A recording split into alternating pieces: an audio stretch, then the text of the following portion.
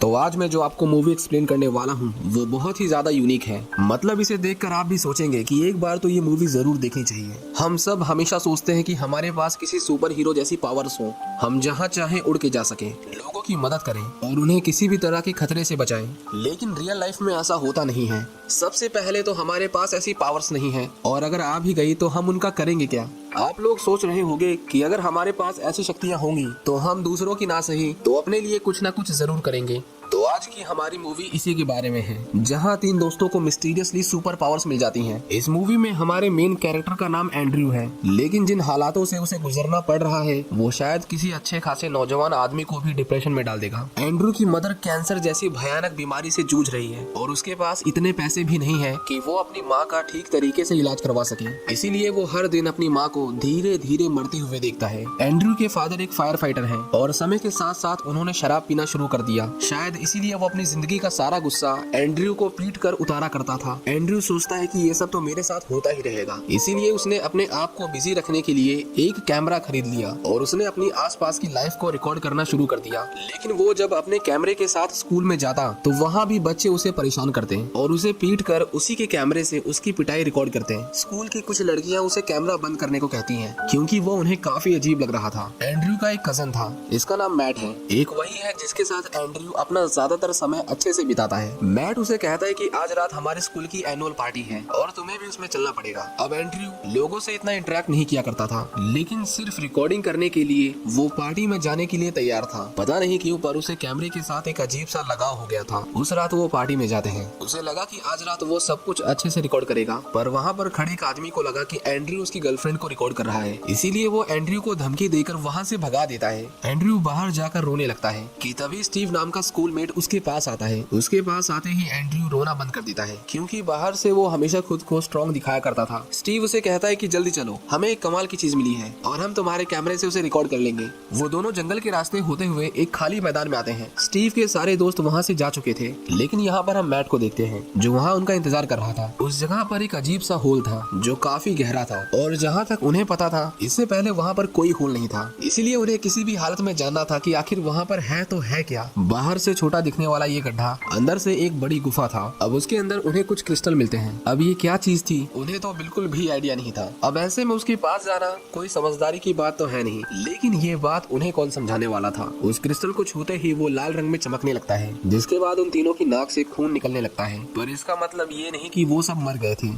कुछ हफ्तों के बाद हम उन तीनों को एक साथ देखते हैं और वो अपनी पावर्स की प्रैक्टिस कर रहे थे। आपको जानकर काफी अजीब लगेगा, पर ये पावर्स उन्हें उसी क्रिस्टल से मिली थी। इस पावर को साइंस की भाषा में टेलीकिनेसिस कहते हैं, जिसमें किसी का भी दिमाग इतना ज्यादा पावरफुल हो जाता है कि बस उसके सोचने से वो बिना किसी चीज को छुए उसे हिला डुला सकता है। अब पावर्स तो तीनों को मिली थी, लेकिन एंड्रयू बहुत जल्दी उनका इस्तेमाल करना सीख गया था और शायद इसीलिए अब उसे उसका कैमरा पकड़ने के लिए किसी की भी जरूरत नहीं थी। वो तीनों एक बार फिर से उसी जगह पर आते हैं, लेकिन इस बार वहाँ पर कोई होल नहीं था क्योंकि आसपास की मिट्टी फिसलने की वजह से वो केव अब बंद हो गई थी। इसके बाद वो सोचते हैं कि आखिर इन पावर्स का किया क्या जाए। वो कॉलेज के बच्चे थे, वो उतना ही सोच पाएंगे जहाँ तक उनका दिमाग जाएगा, इसीलिए वो अपने स्कूल की लड़कियों को परेशान करते हैं। एक रेस्टोरेंट में जाकर एक वेट्रेस को परेशान करते हैं। इतना ही नहीं, एक मॉल में जाकर वहाँ की चीजों को इधर उधर फेंकने लगते हैं और एक छोटी बच्ची को डराते हैं। ये सब इतना बुरा नहीं था। आखिर में वो तीनों वो सब कर पा रहे थे जो कभी सिर्फ और सिर्फ उनके दिमाग में था।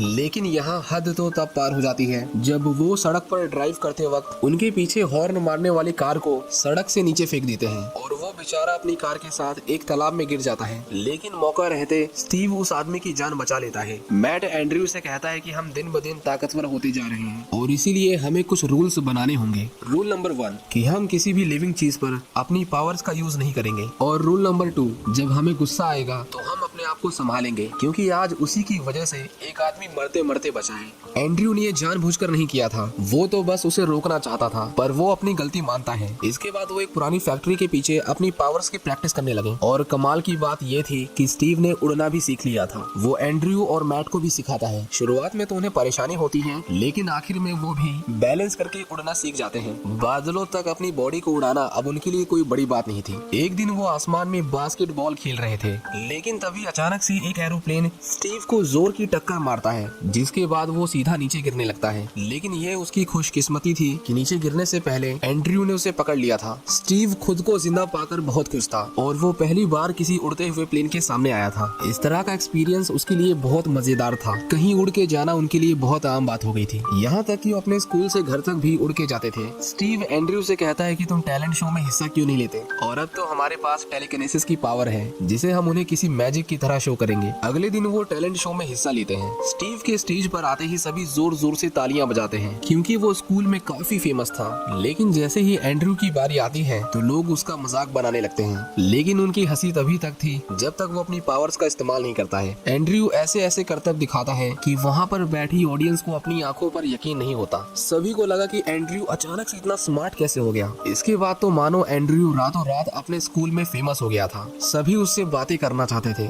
उसका दोस्त बनना चाहते थे, पर किसी को भी ये नहीं पता था कि ये सब एंड्रयू नहीं बल्कि उसकी पावर्स कर रही थी। यहाँ तक कि एक लड़की एंड्रयू के साथ इंटीमेट होने के लिए भी तैयार थी, लेकिन एंड्रयू ने इतनी पी रखी थी कि वो उस लड़की पर उल्टी कर देता है। स्टीव उसे समझाता है कि कोई बात नहीं, ऐसा होता है, पर एंड्रयू इससे बहुत एम्बैरेस था। वो स्टीव के ऊपर ही चिल्लाने लगता है। पावर्स मिलने के बाद वो अपने गुस्से को कंट्रोल नहीं कर पाता था, जो आगे जाकर उसके लिए बहुत बड़ी मुसीबत बनने वाली थी। वो एक मकड़ी को पकड़कर उसके हाथ पैर अलग करके उसे मार देता है और यहाँ उसे एहसास होता है कि उसे मार कर उसे कोई दुख नहीं हुआ। दूसरी ओर बिना दवाइयों के एंड्रयू की मदर की तबीयत दिन ब दिन खराब होती जा रही थी। एंड्रयू के डैड को जब उसके कैमरे के बारे में पता चलता है तो वो उसके ऊपर बहुत चिल्लाता है क्योंकि उसकी कीमत बहुत ज्यादा थी। ये छुपाने के लिए उसके डैड उसे पीटने लगते हैं, लेकिन इस बार एंड्रयू उसे ही उठाकर फेंक देता है। दूसरी ओर मैट और स्टीव की नाक से खून आने लगता है क्योंकि एंड्रयू अपनी पावर्स का बहुत ज्यादा इस्तेमाल करने लगा था। स्टीव उससे मिलने आता है और उसे अपने साथ नीचे चलने को कहता है, लेकिन एंड्रयू उससे कहता है कि वो उससे दूर रहे। लेकिन जब स्टीव उसे फोर्स करता है तो एंड्रयू उसके ऊपर बिजली गिरा देता है, जिसकी वजह से उसकी तुरंत ही मौत हो जाती है। स्टीव की डेड बॉडी उन्हें मैदान के बीच में आधी जली हुई मिली थी,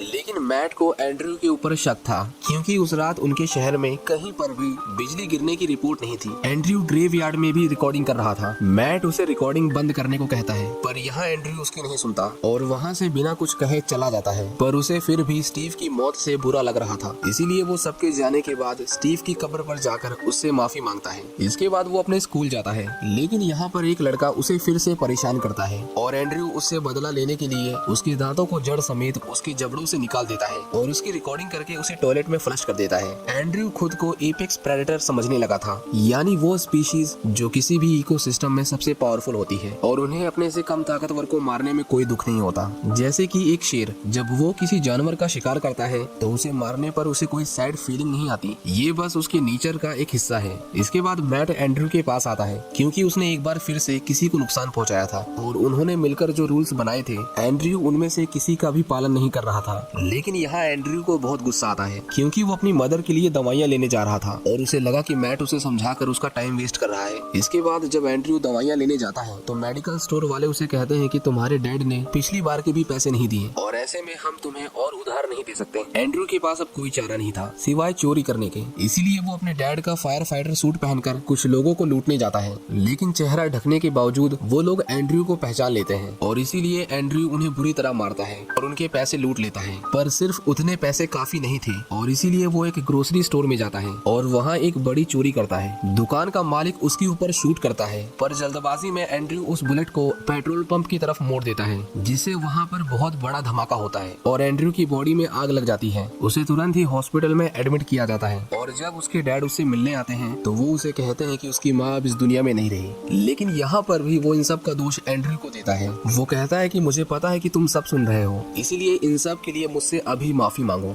उसके डैड उसका गला दबाने वाले थे, लेकिन तभी एंड्रयू को होश आता है और उस कमरे में एक बार फिर से एक्सप्लोजन होता है। दूसरी ओर मैट की नाक से बहुत सारा खून निकलने लगता है क्योंकि एंड्रयू ने अपनी पावर्स का यूज किया था। मैट एंड्रयू को रोकने के लिए जाता है, लेकिन यहाँ ऑलरेडी बहुत देर हो चुकी थी। एंड्रयू अपने डैड को नीचे फेंक देता है, पर मैट उन्हें नीचे गिरने से बचा लेता है, जो एंड्रयू को बिल्कुल पसंद नहीं आता। इसीलिए वो उसके ऊपर एक हेलीकॉप्टर फेंक देता है और उसे कार समेत उठाकर एक टावर के ऊपर ले आता है। उस कार में मैट की गर्लफ्रेंड गर्लफ्रेंड भी थी जो कार के साथ नीचे गिरने लगती है, लेकिन मैट उसे सही सलामत वहाँ से निकाल लेता है। वो एंड्रयू को समझाने की कोशिश करता है पर वो उस पर बहुत गुस्साया हुआ था क्योंकि उसने उसके फादर को मरने नहीं दिया। इसीलिए वो मैट को एक भारी भरकम बस के नीचे कुचल देता है। मैट बुरी तरह घायल हो गया था और मैट उसे रोकने की पूरी कोशिश करता है, लेकिन एंड्रयू ने शायद अपने ऊपर से कंट्रोल खो दिया था। इसीलिए वो लगातार अपने आसपास के लोगों को नुकसान पहुंचा रहा था और आखिर में उसे रोकने के लिए मैट उसके पीछे रखे एक स्टैचू के हाथ से भाला निकालकर उसे एंड्रयू के शरीर के आर पार कर देता है